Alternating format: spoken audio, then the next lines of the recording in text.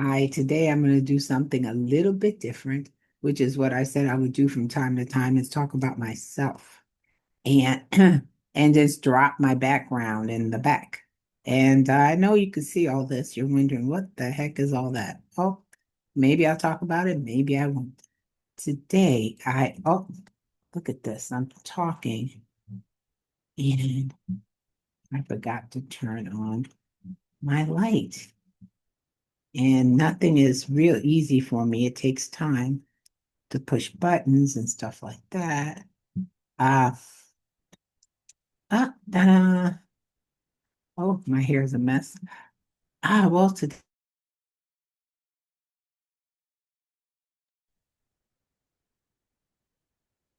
was I talking? Okay, well, I'll start over right here. I'm not going to re-record it. If I didn't, I'll say hi. I'm from time to time I said I talk about something different, and I'm going to talk about something different, which is myself. And you see this up here, all this metal above my head. Maybe I'll talk about it, maybe I won't. And did I repeat myself? I don't know. Anyway, what I want to talk about today is the fact that technology and everything, some of us take it for granted. Not me, because I really rely on it.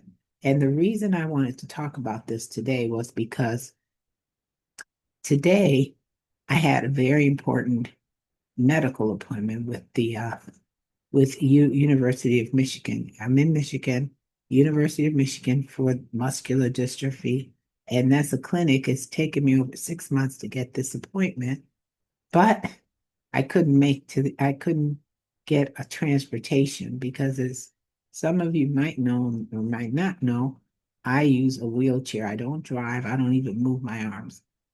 And I rely on someone else to drive me, but my caregiver couldn't take me today. And my relative couldn't do it, so I was stuck. I was like, wow. So the U of M muscular dystrophy clinic called me yesterday and said, I, that I told him I may have to cancel. I can't make it. I'm about 45 minutes away from U of M, 50 minutes about that. And so they said, no, you can do a video visit. I was like, what? So I was so excited. I had 3 video visits today with the physician, with the equipment, the doctor for equipment and stuff like that, and another person. So it was 3 appointments. And they were all online via Zoom. Isn't that great? And I'll be able to get everything I need done so that I can meet with more people that I need. But what I'm talking, and I'm rattling off, but I wanted to say this because in my conversation, 2 things happened today. One, besides that, one, in my conversations, I met with the social worker too, because you have to with them. And she asked if I was depressed, if I had been depressed. I said no. Then she went on to explain that most people, when you're facing limited mobility and decrease in mobility and physical ailments and stuff like that, become depressed. And that's normal. And I said, well, I guess I'm not normal because that's not happened to me. It's not happened. And then she looked at me almost cross-eyed, like, yeah, I'm lying. And then I explained to her why. I said, because when I knew I would be in a wheelchair when I was 14, they told me. And I started using a wheelchair when I was 25. However, when I was 15, and I explained this to the social worker, I met someone who changed the trajectory of my life and changed the way I thought of the disability. I was at summer, and I explained it to the social worker. I was at summer camp for muscular dystrophy. I remember exactly where I was standing. Don't remember what I was wearing, but where I was standing at Camp Cavell in Michigan. It's a YMCA camp, but it's a camp they convert in the summer for children with disabilities with muscular dystrophy. And I was standing there and I was crying because my mother forced me, and I've told this story before, but my mother had forced me to go to summer camp for children with disabilities, with not disabilities, with muscular dystrophy, the muscular dystrophy summer camp where kids go.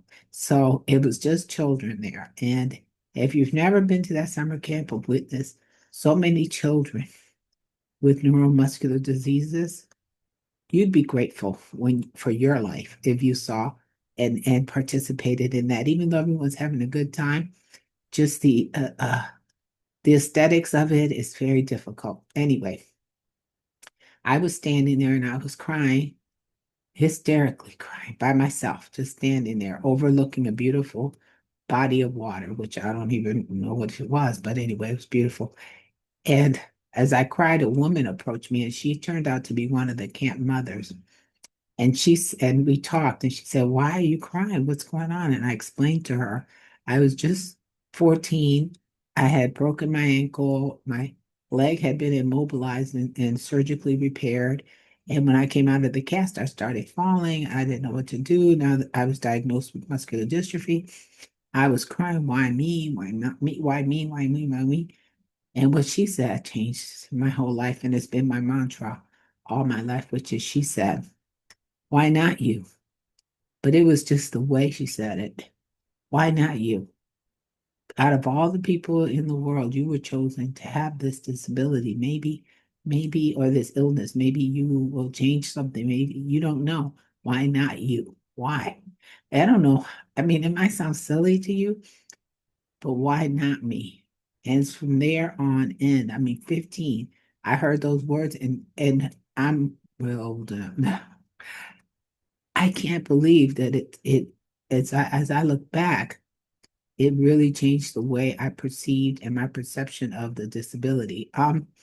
And why I'm saying that today is because there was not nothing that happened to me. It was a story I saw and heard on TikTok today about a woman. She said that she was at CVS. She was standing in line, and there was a long line, and it was a series of things that day that happened to her. She was aggravated, and she had to go inside after waiting half an hour outside in the drive-through. And then they told her she had to come in. She went inside. She stood in line, and she said the line was long at CVS. And she was behind a few people. Then behind her, she noticed there was a little old man she described him with white hair, suspenders, with puppies on the suspenders, using a cane, barely could stand and walk. And he was mumbling and talking to himself, and she was wondering, what is he saying? And then he touched her on her shoulder, and he told her that he just started talking to her, and he said to her that his name was Fred and he was from Ohio. And he also said to her that she needed to smile more. And he told her that she did not was not happy with herself. And and he asked her, "Are you happy with yourself?" And she said, "Yes." And he said, "Well, you'd smile more if you knew what was in store for you, what your future looked like." It was a very conversation, and I'll get to the point why I'm telling you this. Anyway, it was then her turn to step up to the counter. So she turned back around and walked up to the counter and did her transaction. And then when she turned around to see the man he was supposed to be behind her, he was gone. And she was like, wait a minute, he could barely walk. He was on a cane. He just was waiting in line. Now he's gone. And she said, when she thought about it later, he looked like like she was talking to him, but no one else really around them was looking at him or anything. She was confused. And so she decided to go up to other people that were there that worked at CVS and asked, have you seen this man? He was a little old man with white hair, suspenders, blah, blah, blah. They were like, no, we've been here all day. We didn't see anyone like that. Anyway, the point is, oh, there's something on my face. Oh, okay. Anyway, and guess what? I can't reach it because I can't get my hand up. I have to get someone to help me. So it's gonna stay right there. I just noticed it. Anyway, let me turn my head this way so you can see it. Anyway, the point is that when after this whole incident, she sat in her car and she said she will never forget it. Imagine that's what I'm saying. In one instance, in one moment, this woman's whole life or how she thought about herself or any situation that was going on may have been changed by the words of one person. How easily someone's words and influence can really change the trajectory of your life, or the mindset, the way you're thinking of how your life is.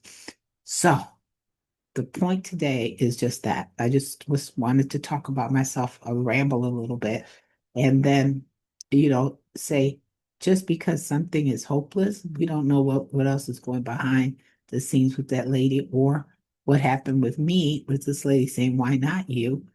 can change someone's life. And it could be something simple, but just imagine all these decades later, decades, many, I'm still have that in the back of my mind, and it still permeates throughout my whole life.